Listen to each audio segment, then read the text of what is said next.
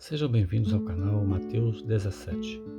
Eu me chamo João e quero compartilhar com vocês as bênçãos espirituais da Palavra de Deus.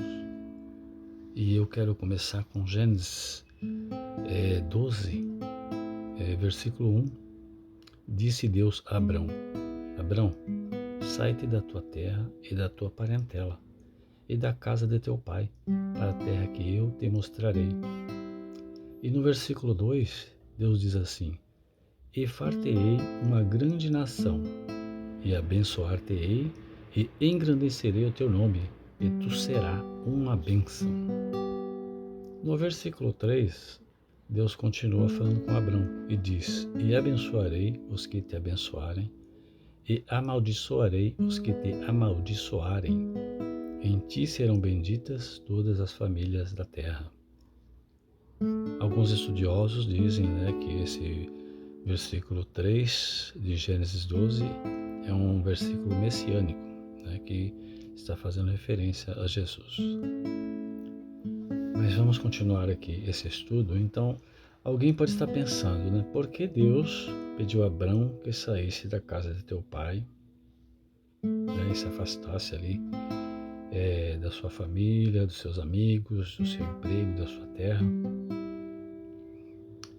É assim, quando Deus ele tem um chamado, ele entra na vida de uma pessoa, é porque certamente essa pessoa está precisando de mudança na sua vida, de uma nova direção. E Deus ele se manifestou a Abraão justamente para isso, para mudar ali, a vida de Abraão, os caminhos de Abraão. E certamente quando Deus faz um chamado é porque ele tem muitas bênçãos, para entregar para aquela pessoa. Então vamos olhar aqui para o chamado de Deus. Quando Deus nos escolhe e nos chama e nos nomeia, certamente é porque estamos fazendo um caminho que está na contramão dos caminhos do Senhor. E não é apenas um chamado, é também um livramento, Porque certamente, em Provérbios 16:5 diz assim: há um caminho que parece direito ao homem, mas o seu fim são os caminhos da morte. Mas Deus, ele olha além da circunstância, Então ele vê o ontem, o hoje e o amanhã. Estão tudo na mão dele, estão tudo sob seu controle. E quando Deus pediu a Abraão que ele se afastasse da família, é porque Deus não queria que nada atrapalhasse os planos que Deus tinha para a vida espiritual de Abraão. Deus é assim, Ele não quer que nós sejamos divididos. Ele quer que nós nos entreguemos 100%, para que Ele possa agir através de nós. E o seu chamado para nós, Ele tem prioridade sobre todas as coisas que nos envolve, seja no caso do Abraão, no nosso caso também, família, emprego, finanças, amigos, vida social, festas, enfim, Deus quer primazia nas nossas vidas. Jesus, em Mateus 16:24, ele nos faz uma grande revelação, E aí a gente pode até também exercer o livre-arbítrio. Jesus diz assim: se alguém quiser vir após mim, negue-se a si mesmo. Tome sobre si a sua cruz e siga-me. Mateus 16:24. Então Jesus está dizendo que se alguém quiser, ou seja, qualquer pessoa, qualquer nação, qualquer povo, o chamado é para todos. Deus não faz acepção de pessoas. O amor de Deus é sobre todos. A escolha era de Abraão. Podemos dizer sim ou não, a esse chamado do Senhor. Abraão poderia dizer sim ou não também ao chamado do Senhor. Porque assim, a palavra ela não é nem por força nem por violência, mas é pelo meu Espírito, diz o Senhor dos Exércitos. Isso está no livro de Zacarias 4, versículo 6. nos dias de hoje, o chamado de Deus é do mesmo jeito, porque Deus não muda, né? Ele é imutável. Então Deus nos chama para um caminho de renúncia. Foi o mesmo chamado que ele fez para Abrão, né? Para um caminho de renúncia. Precisamos sair, né, da nossa zona de conforto ali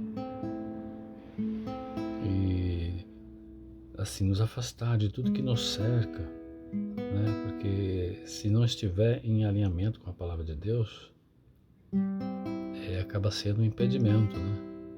Se não estiver de acordo, né? Acaba sendo um impedimento. E aí o Senhor, ele sempre escreve certos por linhas certas, né? Em caminhos planos, caminhos iluminados, caminhos estreitos, mas caminhos que são santos. Jesus, ele nos diz em Mateus 7, versículo 13 e 14, né? Começando pelo versículo 13, Jesus diz assim: Entrai pela porta estreita, porque larga é a porta e espaçoso o caminho que conduz à perdição, e muitos são os que entram por ela. No versículo 14, Jesus diz: E porque estreita é a porta e apertado o caminho que leva à vida, e poucos há que a encontrem. Ou seja, somos chamados para uma vida de renúncia. Nova, porém, vida de renúncia.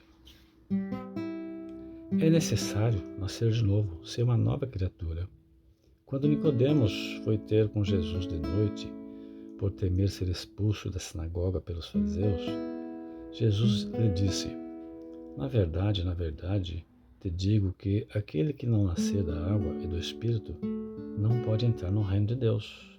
João 3,5. Jesus é a água e o Espírito. Jesus é o pão e o vinho. Jesus é o maná, é o pão vivo que desceu do céu. O único alimento espiritual. É o único que transforma, muda o nosso interior. Jesus é o único caminho que leva ao Pai. João 14,6.